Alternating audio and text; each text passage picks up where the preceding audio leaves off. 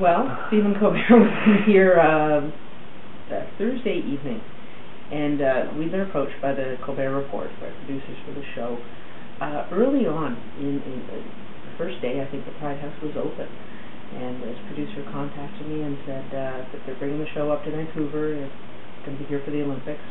Told me a bit about the whole thing with the speed skating team and that sort of thing.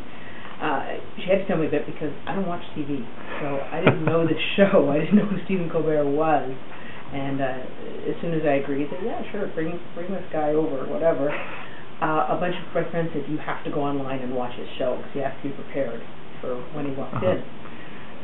So I watched a few clips, and okay, I got the sense here. He's a satirist. I get that, okay.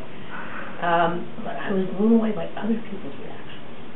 People that are right into the show, and were just so excited. They wanted to be here when he was here, and wanted to hear all about it.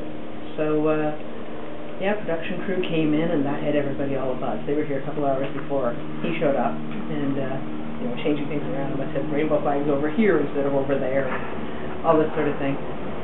And we had our lounge area full of people, many of whom, yes, they were there because Stephen Colbert was coming in. But it was also one of the nights that the Canadian men's hockey team was playing. Huh. And these folks were here to watch the game on the TV in the lounge. Wow. So we had the production crew, and they're putting up lights, and they're wanting to move things. And everybody said, don't block the TV. The game. And so that was fun, because they're into both things at the same time. And just before Stephen Colbert arrived, someone on the production team turned the TV off. And when a few people noticed that, it's like, wait a minute, okay, we love Stephen Colbert, we love the Colbert Report, but that's Canada playing, put the game back on. So we agreed that the game would go on, but the volume would be down.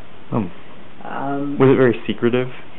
No, not secretive per se. What they had asked me was make sure there's people around, but that it isn't something like Colbert had taped 2 shows, or did 2 segments down near one of the Olympic venues, and thousands of people had shown up. Okay.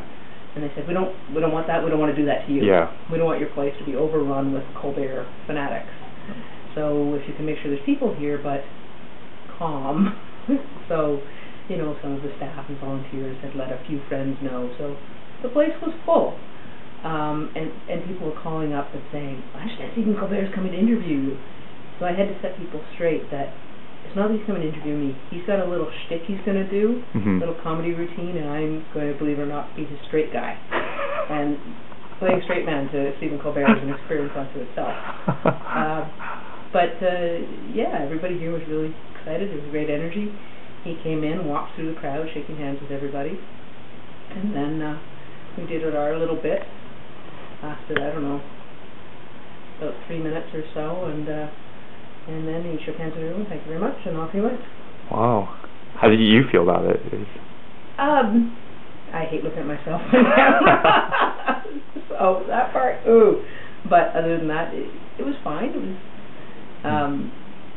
that people tell me I held my own with him, so.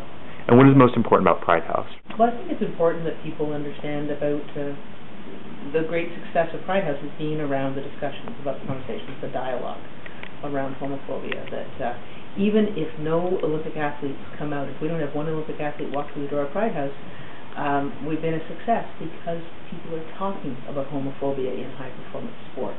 And in time, that'll bust those closet doors open. How about my photo exhibition here? How do you? It's fabulous. No, Fearless is wonderful, and that also is busting open the door because we're getting people having these discussions about either their own experiences as young queer athletes where they were closeted, or just talking about the treatment of athletes, treatment of young folks, and how difficult it is to be in the closet in school. So yeah, and it also brings some classy art into Pride House. So we're thrilled to have Fearless here. Well, thank you very much, Jennifer.